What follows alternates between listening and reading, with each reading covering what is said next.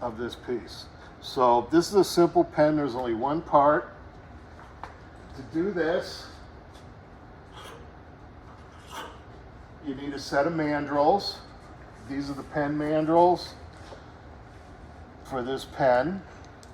I'm sorry, not mandrels, bushings. And of course a mandrel and a lathe. So I'm just going to get this set up.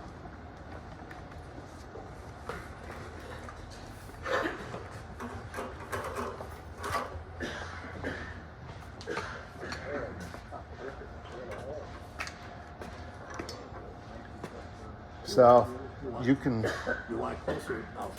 just however, can you guys see this okay on the TVs? Yeah. Do you need it closer or further or what? Tell Steve. Perfect.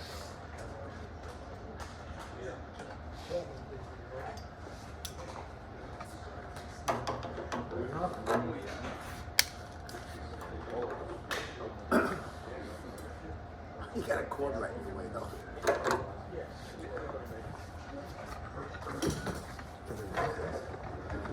Set up.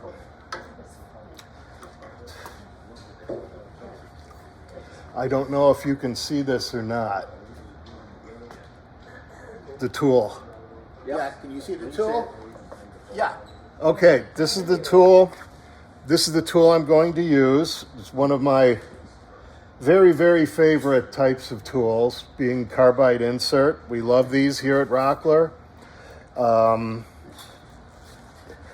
We teach a lot with these because they're pretty simple for a beginner to pick up right off the bat. They're basically scrapers. Well, they aren't basically scrapers. They are in fact scrapers, except that's a carbide insert, so it lasts a very long time. The trick with using these to turn is you notice on the back of the tool there's a flat spot. And that flat spot needs to ride, that's going to ride right on the tool rest. The tool itself should be parallel to the floor, always. That's just how these things function best. When you get a little bit more advanced, you can turn the tool on the side, use it as a shear scraper a little bit more, but they're really designed to work just like that. Okay, any questions so far? That's supposed to be on the center line? The carbide itself, the carbide insert should be right at center. And I've got it set up that way. Again, something different than you would if you're using high-speed steel tools. Okay, get this lathe rolling. Bring it up to about 1200 RPM. Face shield. Face shield, thank you.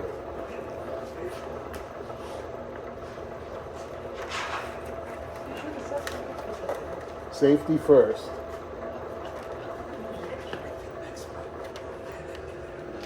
Okay, here we go.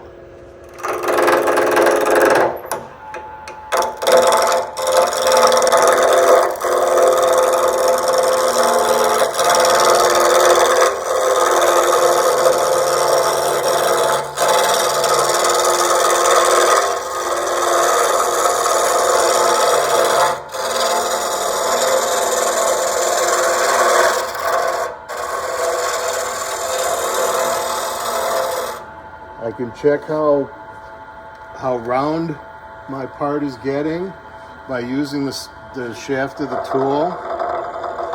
If you can hear it bounce, then there's still flat spots.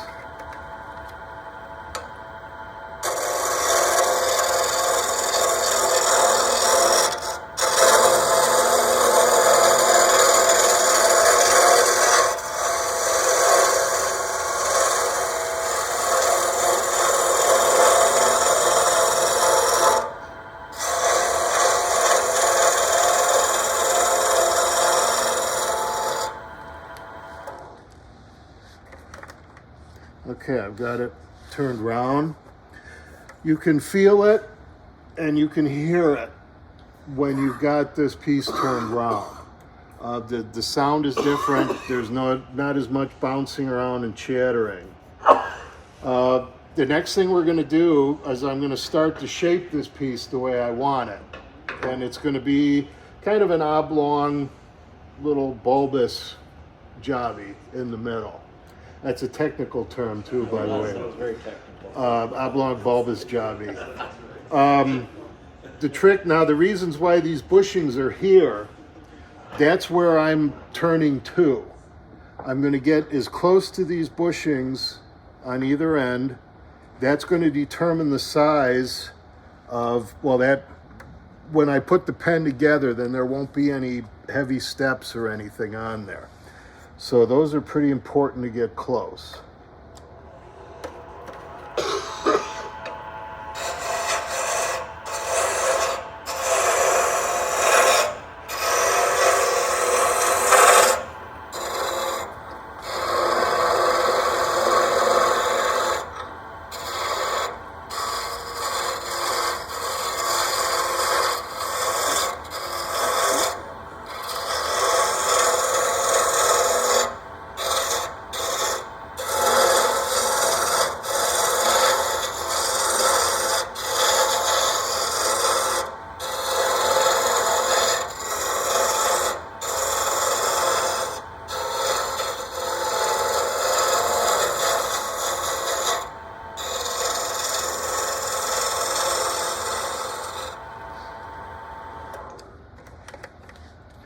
Stop it. Chris, I noticed your finger slides along the tool rest. Yes. That's a good idea. Yeah. This is one of the grips I use fundamentally. I've been as the years have gone by, I've spent a lot more time holding the tool down with an overhand grip than this one. I find that if I do that too long, my fingers are going to lock up in place and I'll cramp and get problems with my arthritis. So that, for a small turning like this, that's fine. I can already feel it start to heat up in my hand. A lot of times if I'm doing a bigger turning project, I will have an overhand stance. I am pretty darn close on this side. I'm going to get just a little closer.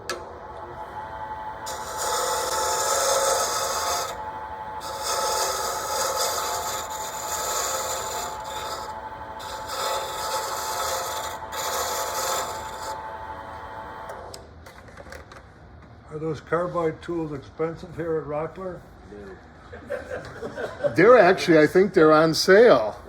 They're on sale this month. They're really, it's a very nice set of tools, no matter what you think about carbide. I learned on high-speed steel, but I do like carbide tools for certain jobs.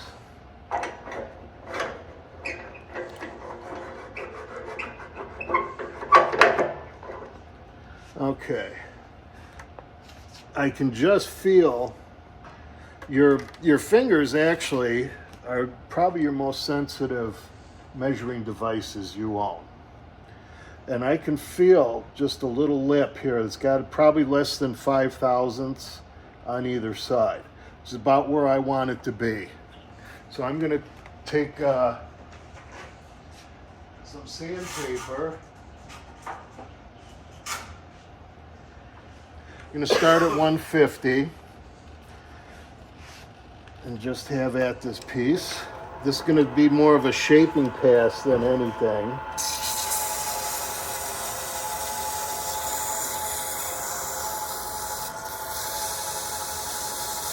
I noticed you have the sandpaper under the turning. Safety reasons, you don't want to have your hand over the top of the turning. Always underneath. If you lose grip on it, nothing's going to happen.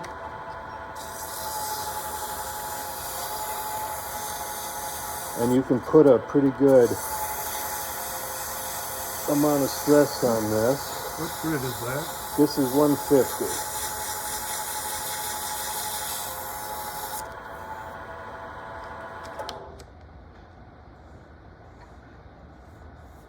Good.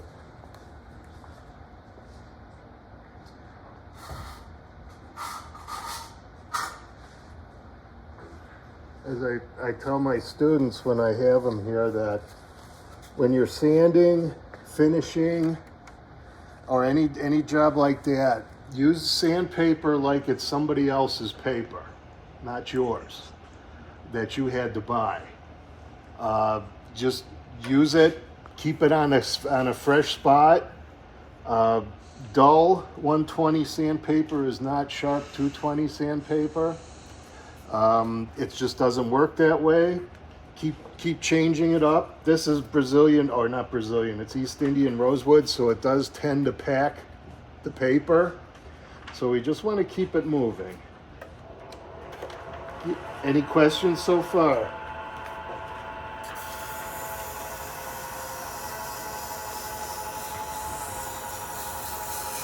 How fine the sandpaper will you use? A what? How fine of sandpaper? We're going to go up to 600. 600. And that's for the wood. Then we're going to go on from there. While he's turning that, this next Wednesday, the 15th, we will have Mark Dreyer here from Easy Tool. He's going to demonstrate how to use the Easy Tools.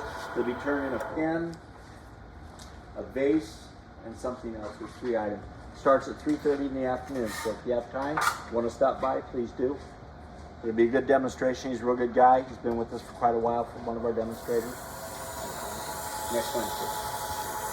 And then Saturday the 18th, we'll have our Founders Day anniversary. Starts early in the morning, unfortunately. Sorry, you gotta get you out of bed early. 9 o'clock to 12 o'clock. We will have gifts that we're giving away. We'll have, don't think I'm having any demonstrations, so we have a class going on at the same time we have that happening. But there are items that we're giving away, and just our normal Tom, sale items. would you mind if we post that on the Hickory No, Hills not at all. Please do. Page? Absolutely. And probably the Ileana one also. Yep. Anything And that they helps. both have been invited to be here to sign up new people as well. The 18th, Saturday. A week from this Saturday.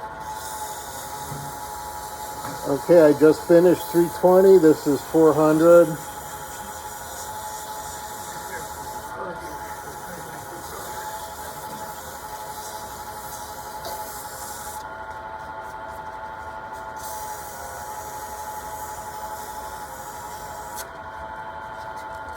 And the 600.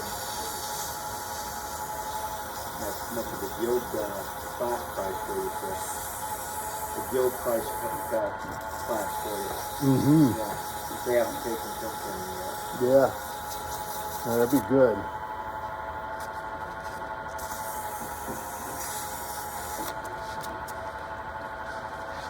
Now, something I like to do on wood pens, especially dark woods, red, other rich, kind of oily woods, I turn the paper over and I use the back of it, and I'm going to use it as a burnisher. And if you can see the color changes as I do this, see it darken up?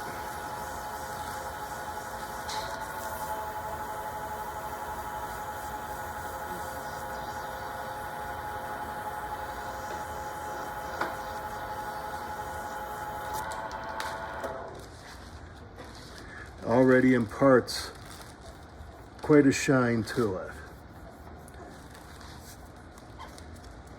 Next thing I want to do,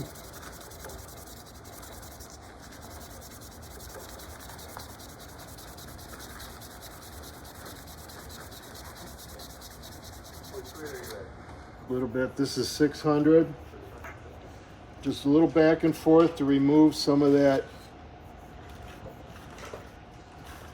some of the scratches, if there still are any.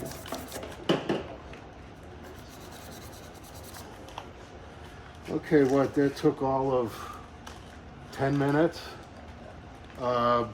That's the basic body of the pen. Okay, now I'm gonna put start my finishing process on this. We're gonna use a product called Glue Boost. It's good stuff. super glue. Hold that label over this way, please.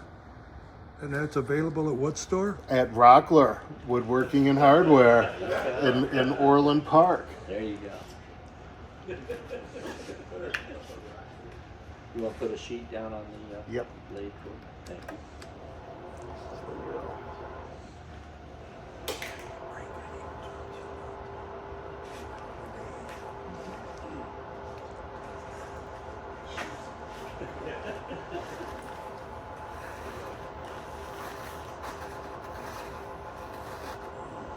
Okay.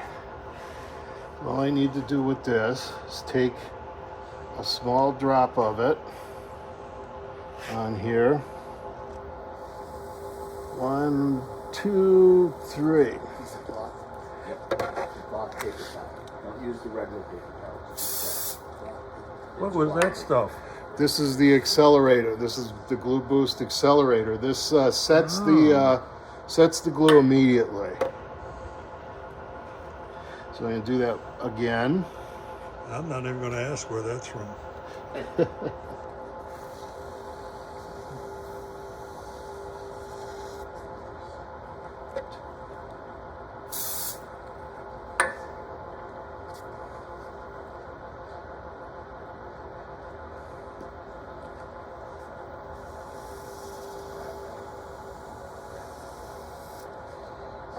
I notice I don't smell as like super glue. Right. It's not there, the odor, is it? Yeah, not as much as some of them are. When you're using CA glue as your shine, you're running it all the way across constantly. That's when you're going to end up with chips, burns, and then you restart. With Glue Boost, you're just running it back and forth, 1, 2, 3, and then activate it, which dries it instantly. And so You don't heard have all that from a heavy guru. smell. Mm-hmm. Well, Tom Sunless like actually taught me this process. So I hope so. this is the next one we're going to do, another glue boost. This is the thin glue boost, and we're going to do that again 3 times. It is a CA glue, but you're not using as much of it, and the chemical is not as strong. The one thing you want to watch out for is do not mix your activators with the glue brands. So Glue Boost takes Glue Boost activator from somebody different. They don't get it. I know because I did it. Like, oh, that I notice the accelerator you don't use much. You just No. hit a Just quick boost. big little Quick shot. squirt. Don't want to overdo that. That's it.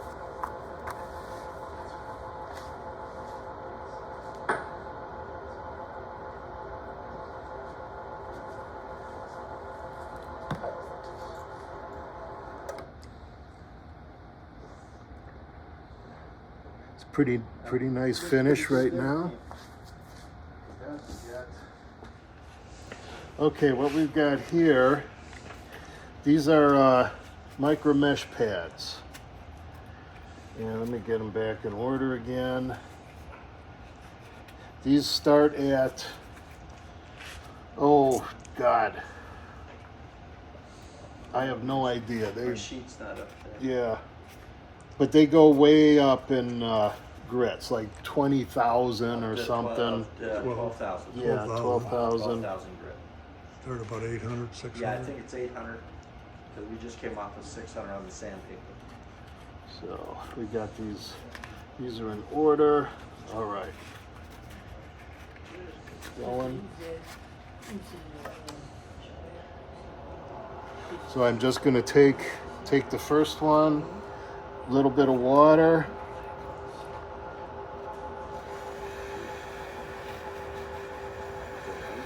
Are you pressing very hard? Not hard at all. Yeah. And you don't need to do all that much of it. It's a small surface.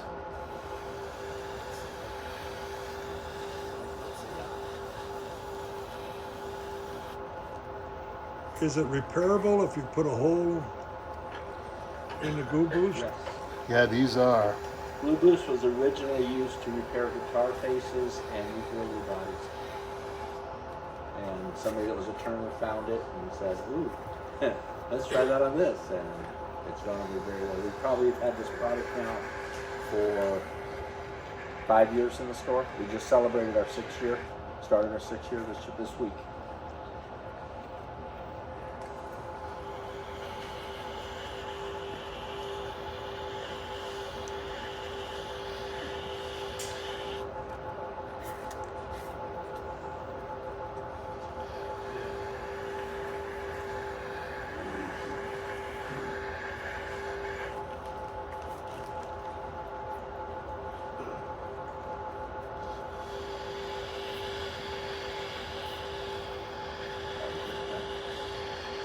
Hmm? That was it. I think we got one more. Two more. I think I missed that one. I'll just right to this guy.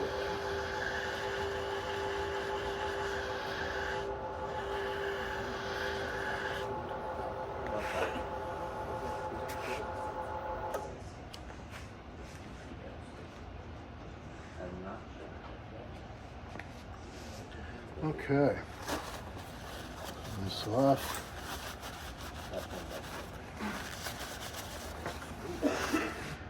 All right. Yep.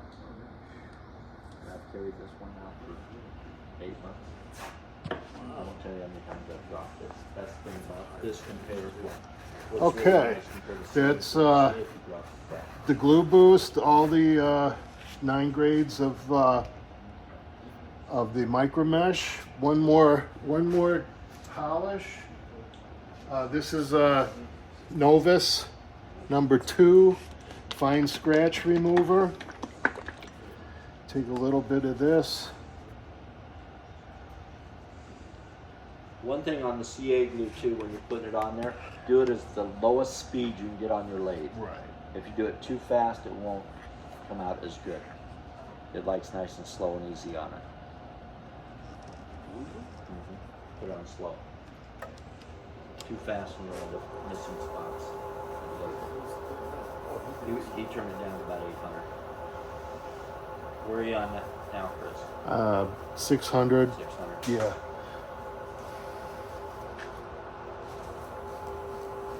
Do you reverse the lathe when you polish it? No. It's the only lathe I've ever used that actually could reverse. I'm meaning to reverse.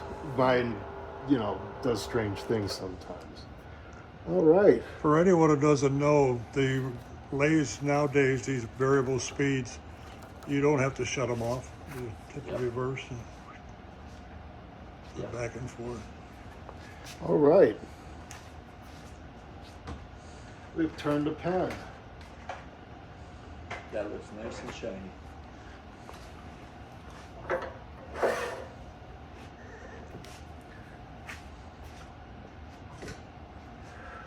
The first week I worked here, I remember I came and I opened it. I was looking at that drawer and it said hand tools. I said, cool. Chisels,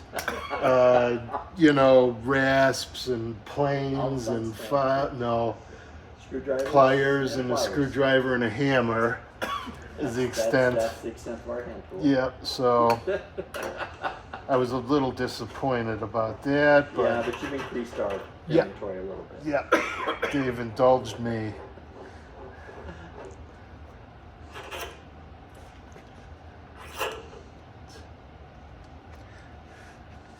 Okay. Now all these, I'm just gonna hand this thing around, and you guys can take a look at that finish before I get ready to put the pen together. Normally are different. Yes, Ken. How did you get the hole in the middle? I didn't see you drilling a hole in the middle. I grew the tree that way. No, I did that at home with a 3/8 inch drill and a drill press. And you drill a hole in the wood with the drill. Can you do it on the lathe though? Yes. Yes, you can. If you have a tailstock drill chuck, yes. Yes, you can. And the proper jaws for it. You have to have pen jaws. Hmm? You couldn't do that here. Yes. Here, I could, but I didn't. Okay. What was I talking? Oh, we've all got plenty of these, I'm sure, at home. I mark on it which bushings they are. I put them in there immediately when I'm done. Some of these are only a 20 thousandths of an inch difference than others. But it makes a difference. So you want to keep them to the right pen. And yes, we could have done this with tailstock drill with a set of pen jaws like we have on this chuck. So you'd put the pen blank in here, tighten this down, mount that on your lathe with the drill in the tailstock, and off you go. Just as easily. If you don't, how close to the center you have to be for hand drills? Mm-hmm. If you don't use that, how close do you have to be to the center on your piece? The only thing you're concerned about on that piece is making sure you have enough wood on it to meet up to your bushings. Other than that, it really doesn't matter. You don't have to have that centered in any way. Because you're going to turn it down anyway. Right. Exactly. In You're fact, gonna make it round. there are times that's advantageous if you're doing a piece of wood. You could actually drill a larger block on an angle and then shift it around so you can clean that up, and then the grain pattern does all kinds of weird things with it. So no, you don't need to have that straight and true. You're going to do that on the lathe itself. Any other questions up to this point? No? Comment? Hmm? Comment? Comment?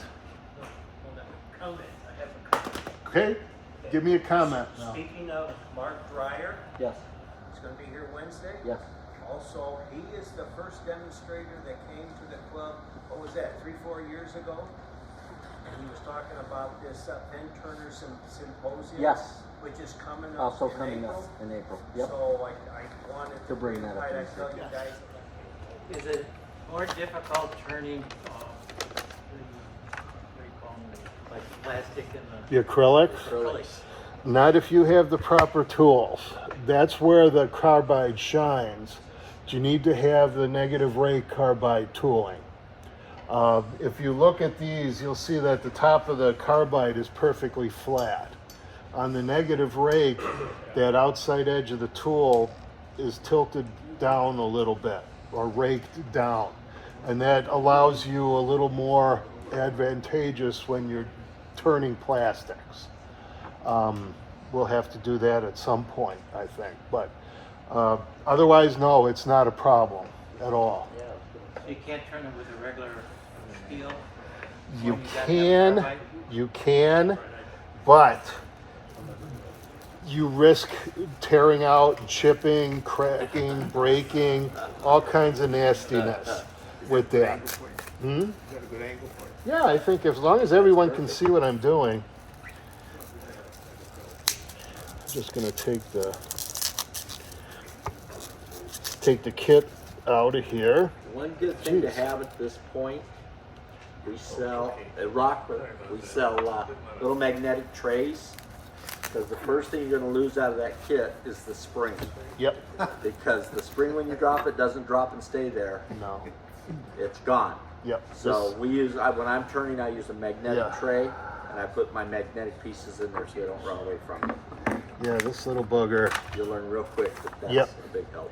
What I also like to do is following the instructions, because most of these are very different.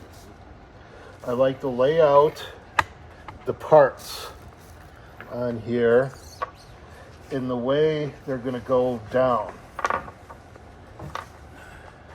There's the barrel, this is this one, like that. Okay. Okay. So it wants me to, all I'm doing is looking to see if there's I think I got that center pretty much in the center. So it doesn't really matter.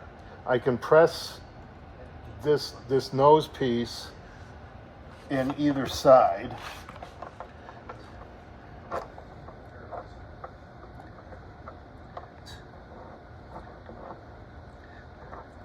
And this is our Rockler jig, which I've actually brand new one, yeah, Brand new one. that I've never actually used before. Oh, that's nice. That's what Dave said too. He was pretty impressed with it.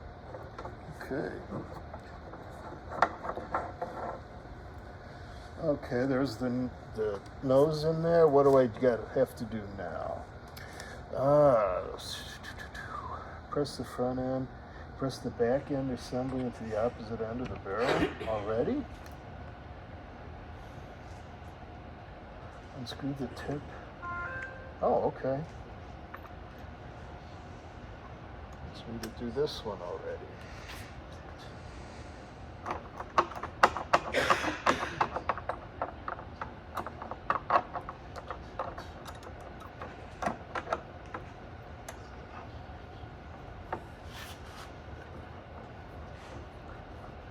Let's see how it's positioned. There you